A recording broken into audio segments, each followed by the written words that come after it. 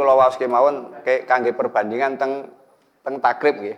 Bismillahirrahmanirrahim wa sunanuha utawi pira-pira sunate salat qabla dukhuli fiha niki saderenge salat malah. Sebelum ini dibahas sebelum salatnya.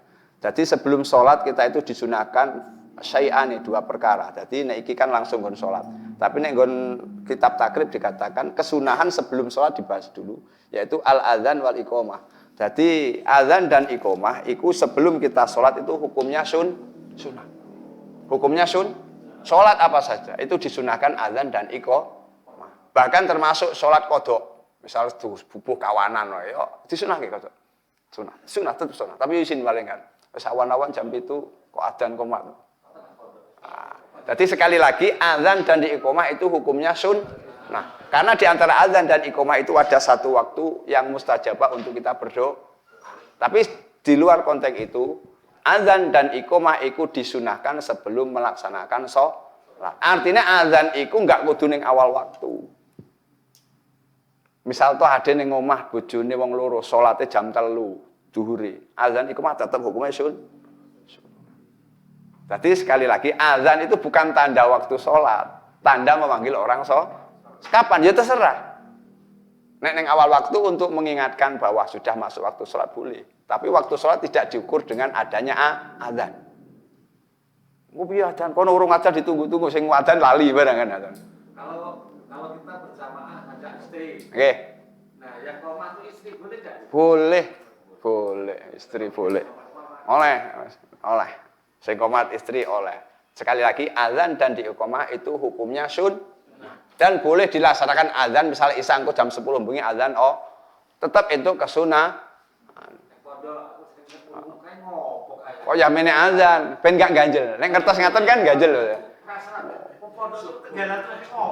Boten ketinggal karena kesunahan azan itu ketika akan melaksanakan sholat. Waktunya tidak harus di awal waktu sholat. Kebetulan di masjid-masjid mushola itu di awal waktu sambil mengingatkan orang sudah masuk waktunya sholat. Tapi hukum azan dan iqamah itu sendiri adalah sunnah. Kapan? Ketika akan harus sholat ke bengi jam 12 kan dicek nek wektu oleh azan ning rasa gomik tanggane geger. Kan ngaten. Oleh kok iqamah tetap hukumnya sunnah. Jadi ben kula jenengan niku paham. Ketika enek wong azan ning pesantren biasane niku jam 10, jam 11 ya dimaklumi wae. Maka enek nang kono ke malah jam 3 koyo nek azan arep ngejak. Nah, iku krana kesunahan jane nek ngono gak usah rame-rame nek sing sunah-sunah sing apik jane gak dirame-ramene. Tapi sing ngejak rame-rame iku salat sing fardhu, Pak.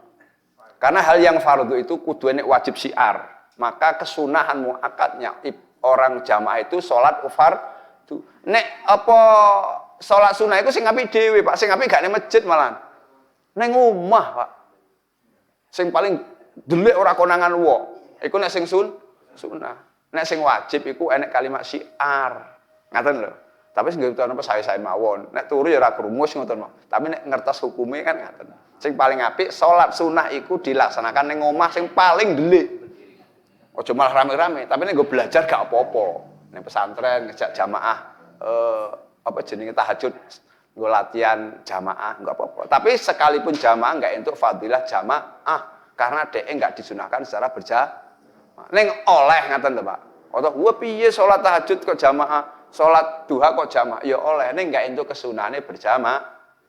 Ngaten mawon.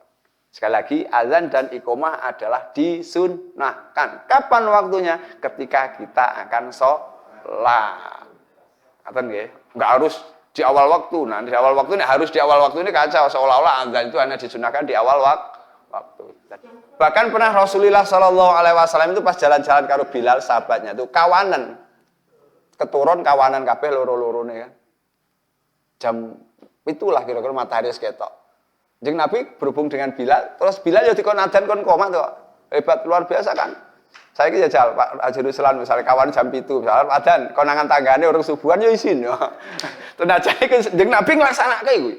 Pakai adzan dan itu untuk menentukan hukum bahwa azan dan iqamah bentuk apapun tetap disunahkan untuk sholat senajan sholat itu qadha. Nggih, jadi tetap kesuwana itu luar biasa. Jadi nek jenengan ora ning masjid ning omah karo bojone, ya sunat azan ning omah. Disunat. Ya, ini pilihan. oleh nek loro-loro kan sempurna.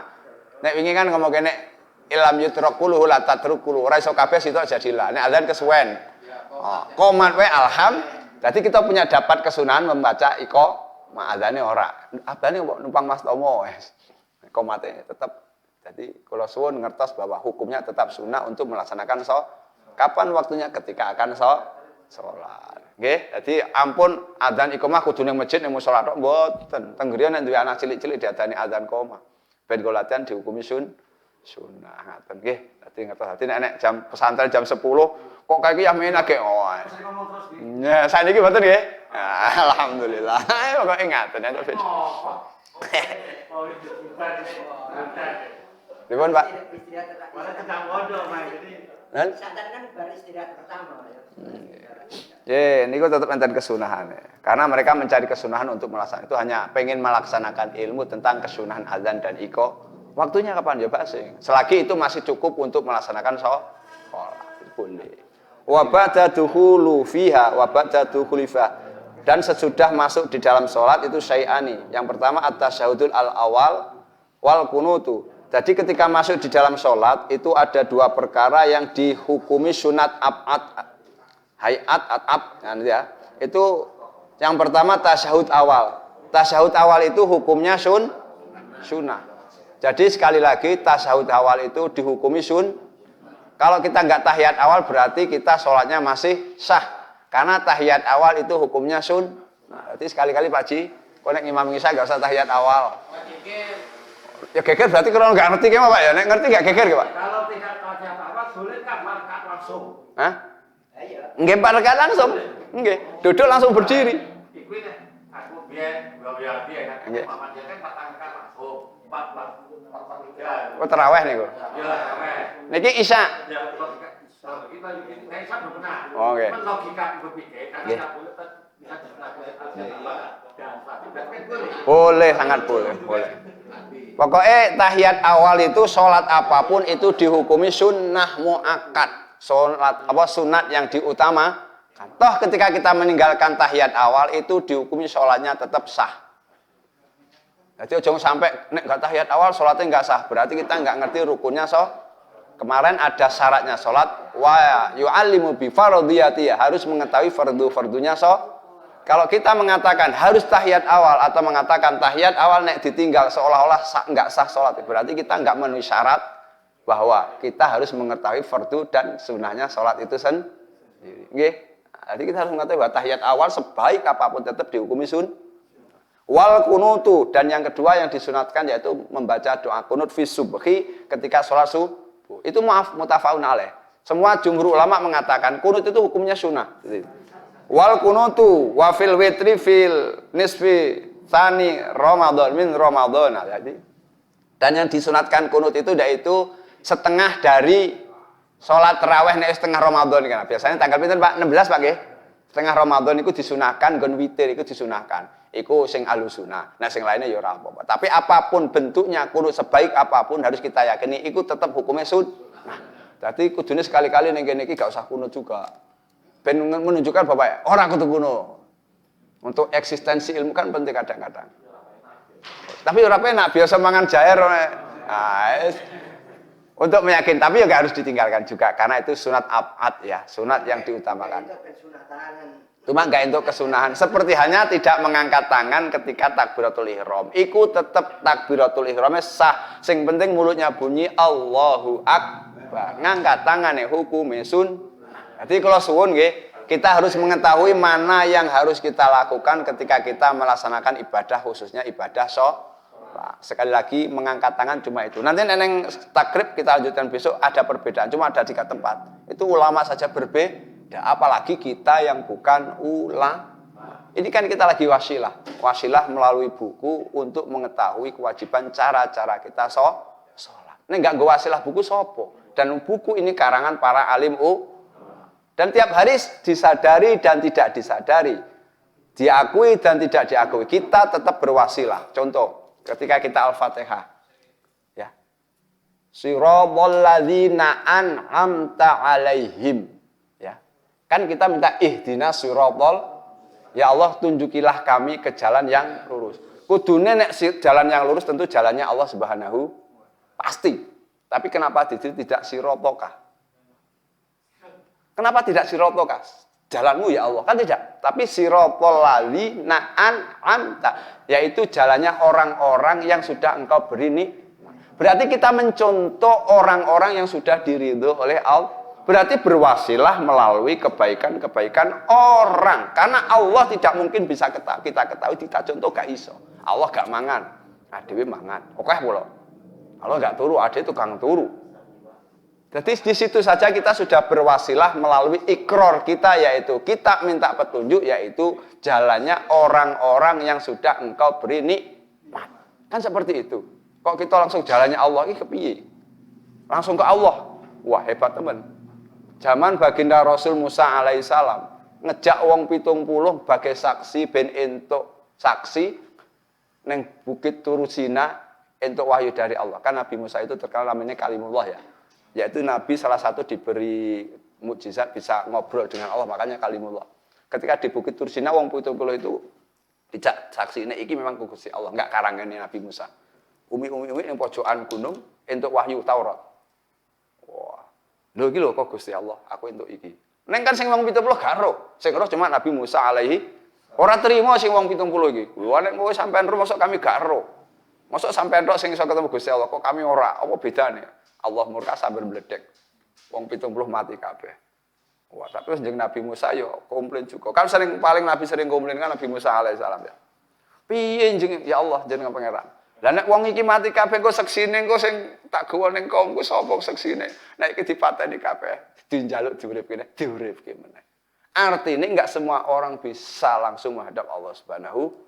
Tidak semua orang bisa langsung mendapat hidayah langsung dari Allah. Mungkin melalui mulai guru kita, orang tua kita, teman kita. Itulah yang namanya siratal ladzina an'amta alaihim. Kita tetap berwasilah untuk mendapatkan ridho dari Allah Subhanahu wa taala. Kan seperti enggak iso enggak wasilah iki terus Pak Misbah wingi.